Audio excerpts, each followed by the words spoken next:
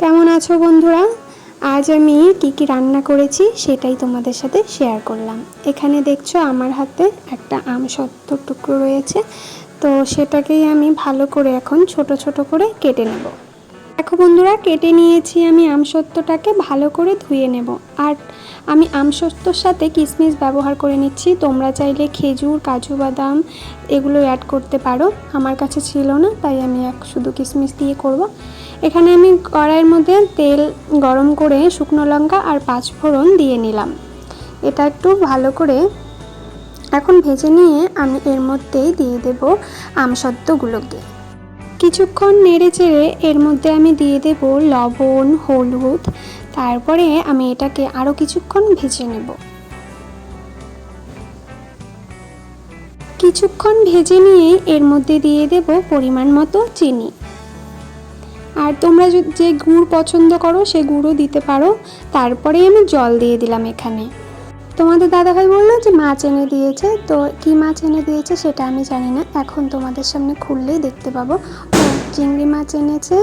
আর এটা কি মাছ দেখে নিচ্ছি, ও বাটা মাছ এনেছে। যাই হোক, তো ভালো করে ধুয়ে মাছগুলোকে বেছে নিয়ে তেল গরম হয়ে গেছে। তেল গরমের মধ্যে আমি চিংড়ি মাছটা ভেজে নেব। চিংড়ি মাছটা খুব বেশি ভাজবো না, হালকা হালকাই ভাজবো। তারপরে এখানে আমার চিংড়ি মাছটা ভাজা হয়ে গেছে। এই চিংড়ি মাছ ভাজা তেলের মধ্যেই আমি এখন দিয়ে দেব লঙ্কা বাটা, আদা বাটা, জিরা বাটা, আর টমেটো থাকলে সেটাও অ্যাড করতে পারো, আমার কাছে ছিল না। লবণ আর হলুদ দিয়ে ভালো করে কষিয়ে জল দিয়ে দেব। জলটা ফুটে আসলেই মাছটাও দিয়ে দেব। তোমরা যদি সবজিতে কালার আনতে চাও তাহলে অবশ্যই কাশ্মীরি লঙ্কার গুঁড়ো ইউজ করতে পারো। তারপরে আমি এখানে তেলটা গরম করে নিয়েছি আর বাটা মাছগুলো ভেজে নেব। এখানে আমার মাছটাও ভাজা হয়ে গেল।